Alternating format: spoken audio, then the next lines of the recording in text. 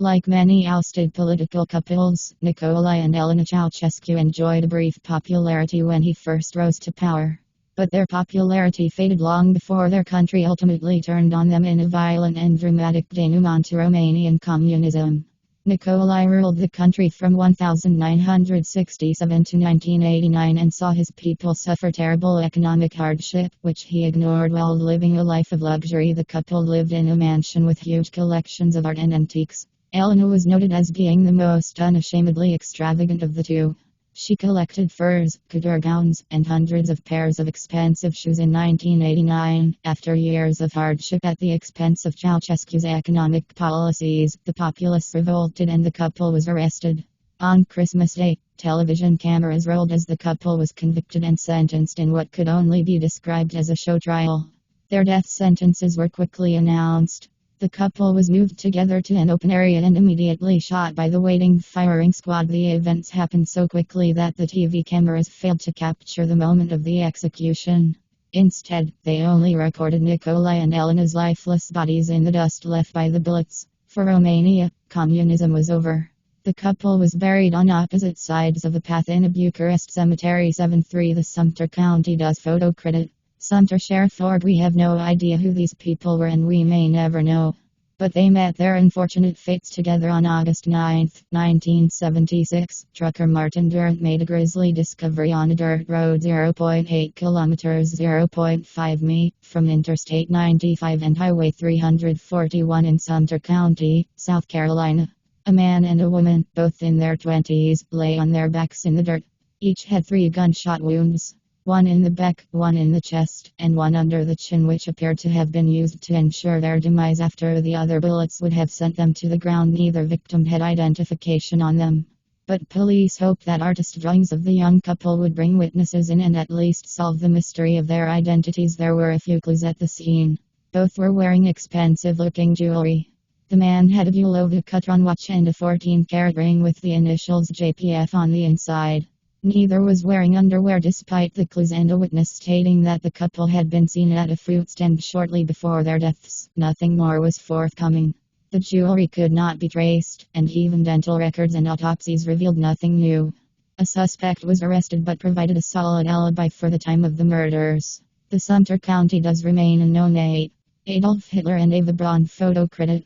Rare historical photos. Confessing Eva Braun's life could have turned out very differently if she had not become the focus of Adolf Hitler's attention.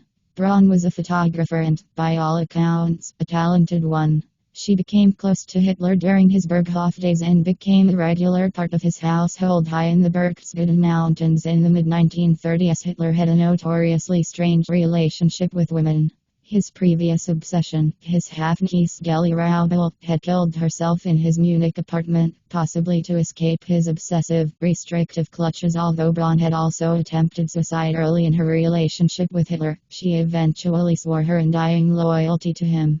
By early 1945, World War II was all but lost for Germany. As the Russians closed in on the German capital, Hitler and Braun, as well as numerous servants, assistants, and other leading Nazis, holed up in his bunker.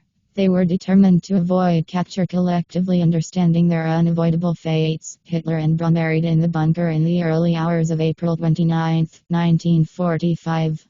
Braun enjoyed only 40 hours of being a Vienna Paula Hitler. The last sightings of the newly married couple occurred the next day in the mid-afternoon. They said solemn goodbyes to their comrades and staff before shutting themselves away in a room. Shortly after, gunshots were heard, followed by eerie silence. According to witness reports, Hitler and Braun had bitten down on cyanide capsules. Hitler had also fired a bullet into his own head. However, there are differing viewpoints as to how Hitler died. SS officers later moved the corpses into the open and set them alight to destroy the remains.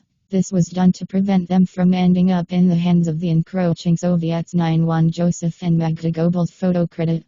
Holocaust Research Project Org. Although Adolf Hitler and Eva Braun's suicides may have seemed like a simple decision under the circumstances, the fates of Joseph Goebbels and his wife, Magda, are harder to comprehend because they took their innocent children with them. Joseph Goebbels had been Hitler's propaganda minister since 1933.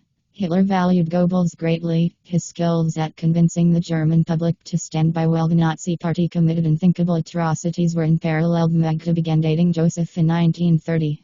She had recently split from Gunther Quandt, her husband, from 1921 to 1929. Joseph and Magda married with Hitler as a witness in 1931. The couple also had 6 children before their eventual move into the Führer bunker with Hitler and Braun in 1945. While Joseph's allegiance to the Führer was unshakable, Magda had become openly critical of Hitler as she watched him take Germany to annihilation at the hands of the Allies. A day after the deaths of Hitler and Braun, Joseph Goebbels realized that the only way out for him was a similar fate. There are conflicting theories as to how Joseph and Magda Goebbels killed themselves and their children, but we know they all died on May 1, 1945. According to one account, Goebbels ordered his doctor to administer morphine to his 6 children and crush cyanide capsules in their mouths as they lost consciousness. Another report claimed that Magda administered the capsules. Afterward, the couple retired to the garden of the Chancellery and killed themselves. 10.